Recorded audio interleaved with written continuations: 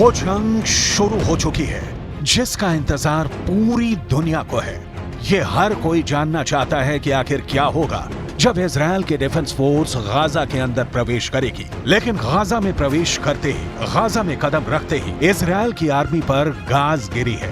Gaza के border में घुसते वक्त हमास के खूंखार लड़ाकों से इजराइल डिफेंस फोर्स की पहली भिड़ंत का नतीजा सामने आ चुका है। गाजा के किसिफोम इलाके के पास इजराइल डिफेंस फोर्स ने छापेमारी की कोशिश की थी, लेकिन वहां अचानक इजराइल की आर्मी पर हमास के लड़ाकों ने अटैक कर दिया।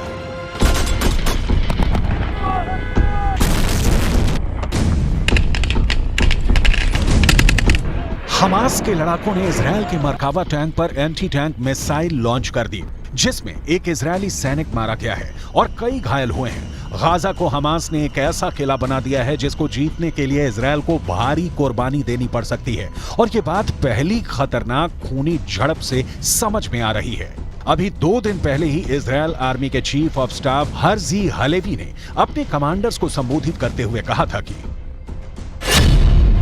गाजा पर इजराइल के द्वारा की जा रही एयर स्ट्राइक से ये ना समझा जाए कि हमास कमजोर हो गया है। जब इजराइल की सेना गाजा के अंदर घुसेगी तो ये मानकर चलेगी कि हमास को एयर स्ट्राइक में 0 नुकसान हुआ है, तभी आप पूरी ताकत लगाकर हमास से लड़ पाएंगे।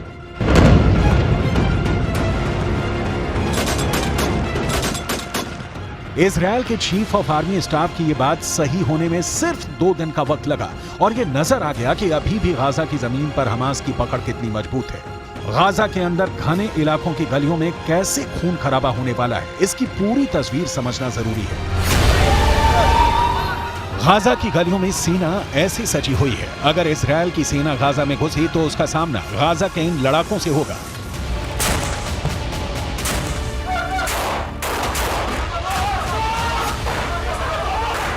इजराइल का दावा है कि उसकी सेना जमीन के रास्ते गाजा में दाखिल होने को तैयार है। इजराइल की सेना गाजा बॉर्डर पर डटी हुई है। हवाई रास्ते इजराइल गाजा को जमींदोज करने में लगा है। इजराइल की सेना जमीन पर भी जबरदस्त एक्शन में दिखाई दे रही है। इजराइल की सेना की योजना मरकावा टैंक के साथ गाजा की गलियों में दाखिल होने की है। इजराइल का मरकावा दुनिया का सबसे सीक्रेट टैंक के रूप में पहचाना जाता है, जिस टैंक के खिलाफ अचूक मानी जाने वाली मिसाइल भी नाकाम हो जाती है, लेकिन गाजा का दावा है कि वह इन टैंकों को भी फोड़ सकता है। इजराइल की सेना जमीन के रास्ते गाजा में किसी भी वक्त दाखिल हो सकती है, लेकिन गाजा भी उनको मुंहतोड़ जवाब देने के लिए तैयार है। अब सवाल यह है कि गाजा में हमास इजराइल के सैनिकों का मुकाबला कैसे करेगा। इजराइल की सेना को रोकने के लिए हमास के पास और क्या है? गाजा को लेकर पूरी दुनिया इस वक्त सिर्फ 3 सवाल पूछ रही है।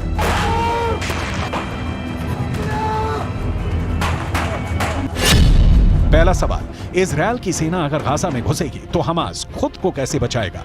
दूसरा सवाल, इजराइल हमला करेगा तो हमास के सामने सबसे बड़ा डिफेंस क्या है?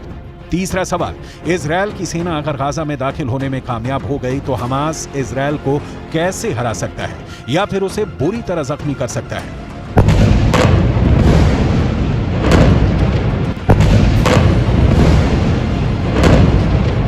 हमास की इस तैयारी को देखिए। ये तैयारी गाजा में स्ट्रीट फाइट के लिए हो रही है। इजराइल की फौज जब गाजा के बीचों बीच पहुंचने की कोशिश करेगी तो उसके सामने इस तरह का चैलेंज होगा। गाजा में हमास के लड़ाके मुकाबला करने को तैयार मिलेंगे, वहीं इजराइल की सेना की एक टुकड़ी गाजा के बॉर्डर के अंदर दाखिल होने के लिए जंग लड़ रही है, वहीं दूसरी टुकड़ी गाजा में स्ट्रीट फाइट की तैयारी कर रही है। गाजा को लेकर पूरा ऑपरेशन या कहें कि जंग कितनी खतरनाक हो सकती है, इसका अंदाजा आप इन तस्वीरों से लगा सकते हैं। इस वक्त गाजा पर इजराइल की सेना बड़े पैमाने पर बमबारी कर रही है। बावजूद इसके गाजा इजराइल से लोहा लेने के फुल मूड में है, और गाजा के किले को तोड़ने के लिए अब इजराइल की खुफिया एजेंसी शिन बेत ने भी एक प्लान तैयार किया है। 7 अक्टूबर को इजराइल के दक्षिणी हिस्से में जब हमास के आतंकी घुस गए और सैकड़ों लोगों का कत्ल किया तो पूरी दुनिया में मोसाद की आलोचना हो रही थी, लेकिन असल जिम्मेदारी मोसाद से ज्यादा शिन बेत की थी, जो इजराइल की एक और खुफिया एजेंसी है। इजराइल में 2 प्रमुख खुफिया एजेंसियां हैं। पहली मोसाद, जो विदेशों के अंदर खुफिया सूचनाएं इकट्ठा करती है, और दूसरी शिन बेत जो कि इजरायल की मिलिट्री इंटेलिजेंस का काम करती है। यानी जब हमला इजरायल के अंदर हुआ तो इजरायल की मिलिट्री को आगाह करना शिन बेत का काम था, लेकिन शिन बेत यह काम नहीं कर सकी और इसके लिए शिन बेत के हेड रोनेन बार ने पूरी जिम्मेदारी भी ली है। रोनेन बार ने इसके लिए माफी मांगते हुए यह भी कहा कि हमास ने 7 अक्टूबर को इजरायल में जो किया है उसके बाद वो समझ ले कि अब इजरायल के इंतकाम की कोई सीमा नहीं होगी। शिन बेत के हेड रोनेन बार ने एक नई यूनिट बनाई है जिसका नाम है निल। ये यूनिट विशेष रूप से हमास की आर्मी अल कस्साम की नुकबा कमांडो यूनिट को खत्म करने के लिए बनाई गई है। निली हिब्रू भाषा का शब्द है जिसका अर्थ होता है ये झूठ है कि इजरायल का कभी अंत होगा। शिन बेत की निली यूनिट को यह जिम्मा सौंपा गया है कि वो 7 अक्टूबर को इजरायल पर हमला करने वाले नुकबा के सभी आतंकी कमांडो को जान से मारकर बदला लेगी। 7 अक्टूबर को हमास की आर्मी की जिस यूनिट ने आतंकी हमला किया था उसका नाम नुकबा है। 7 अक्टूबर को नुकबा के करीब 2500 आतंकी दक्षिण इजरायल के इलाके में घुसे थे और लगातार 2 हफ्ते तक यह ऑपरेशन चला था, जिसमें 1500 के करीब नुकबा कमांडो इजरायल की आर्मी ने कॉम्बैट ऑपरेशन में मार गिराए थे। टाइम्स ऑफ इजरायल ने खबर छापी कि नुकबा का एक आतंकी कमांडो पिछले 16 दिनों से दक्षिणी इजरायल यानी जिस हिस्से में हम लोग हैं वहां छिपा हुआ है, और जब भी इस आतंकी कमांडो ने गाजा पट्टी में घुसने की कोशिश की तब इजरायल डिफेंस फोर्स ने इसे पकड़ लिया। हमास की आर्मी अल कस्साम के नुकबा पर इजरायलियों का सबसे ज्यादा गुस्सा फूट रहा है। इजरायल के अखबार टाइम्स ऑफ इजरायल ने यह खबर छापी है कि इजरायल की एयरफोर्स ने नुकबा के 2 कमांडो रविवार को एयर स्ट्राइक में मार डाले। इसी नुकबा की करतूतों की वजह से आज पूरा गाजा जल रहा है। अगर हमास के इस खतरनाक यूनिट ने दरिंदगी नहीं दिखाई होती तो आज इजरायल और गाजा के बीच यह खतरनाक जंग नहीं चल रही होती।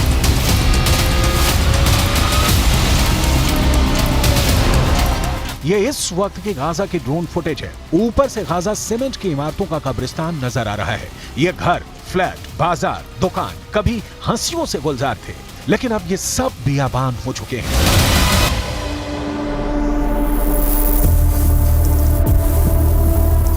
फिलिस्तीन के अखबारों की रिपोर्ट्स के मुताबिक अब तक इजरायल की एयरफोर्स 6000 इमारतों को जमींदोज कर चुकी है और इस तबाही में 14000 से ज्यादा फ्लैट्स तबाह हो चुके हैं। इजरायल की एयरफोर्स अब तक गाजा के 60 सरकारी भवनों को भी तबाह कर चुकी है। इजरायल की एयरफोर्स इसलिए भी इन ऊंचे टावर्स को निशाना बना रही है क्योंकि वो ये नहीं चाहती कि बाद में इन ऊंचे टावर्स का इस्तेमाल स्नाइपर्स कर सके।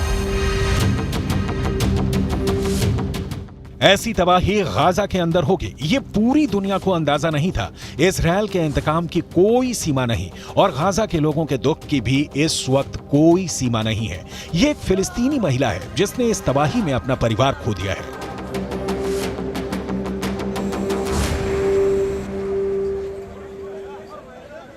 وبالنسبة للشهيد هو على خط واحد مع باقي الشهداء ومع المنتظرين إلى تحقيق النصر. هي معركة حق وباطل، هي معركة حق وباطل أينما كانت. أهل الحق واحد وأهل الباطل واحد، والحق منتصر قطعا لا محالة.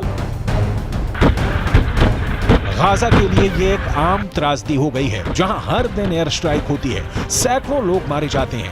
अब तक करीब 14,000 लोग घायल हो चुके हैं, करीब 5,000 लोग मारे जा चुके हैं। इनमें से करीब 2,000 छोटे बच्चे हैं और 1,000 महिलाएं हैं। हमास और इजरायल की इस लड़ाई में आम लोग बुरी तरह से पिस रहे हैं।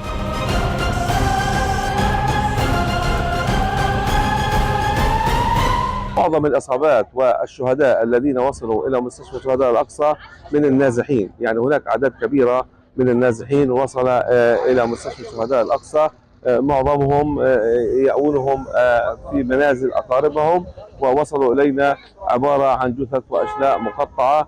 أكثر من 90 شهيد وصلنا منذ الصباح الباكر إلى مستشفى شهداء الأقصى في المحافظة الوسطى، وكما تسمع دوي القصف بجوار مستشفى شهداء الأقصى الآن.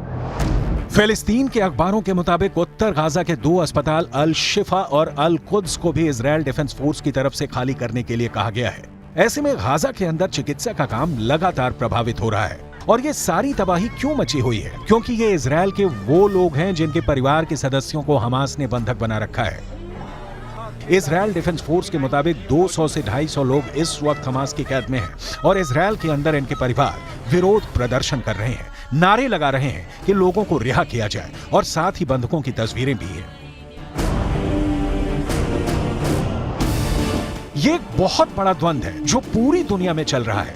यूरोप के तमाम देशों में फिलिस्तीन के लोग विरोध प्रदर्शन कर रहे हैं और उनकी मांग एक ही है कि किसी भी तरह गाजा के अंदर सीज फायर करवाया जाए ताकि गाजा में लोगों का मरना बंद हो।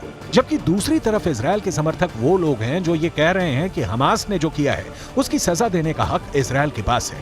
7 अक्टूबर को इजराइल के दक्षिणी हिस्से में जब हमास के आतंकी घुस गए और सैकड़ों लोगों का कत्ल किया तो पूरी दुनिया में मोसाद की आलोचना हो रही थी, लेकिन असल जिम्मेदारी मोसाद से ज्यादा शिन बेत की थी, जो इजराइल की एक और खुफिया एजेंसी है।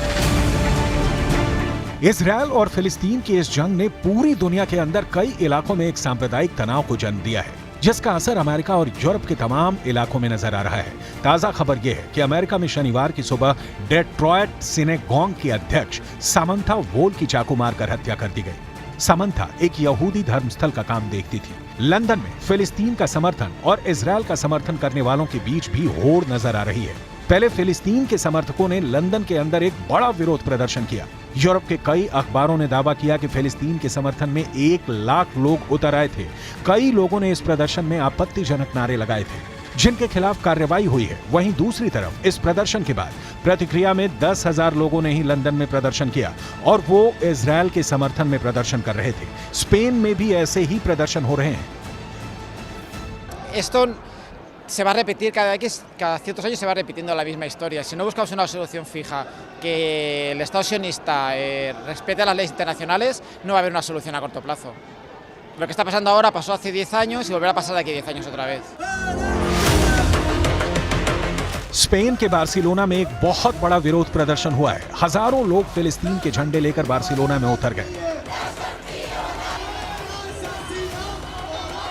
ये लोग फिलिस्तीन के समर्थन में नारे लगा रहे थे और तुरंत सीज फायर करने की मांग कर रहे थे। No servirá para nada porque los autores de las masacres y los autores y los cómplices de las masacres no estaban, ni el Estado de Israel, ni Estados Unidos, ni la Unión Europea en general.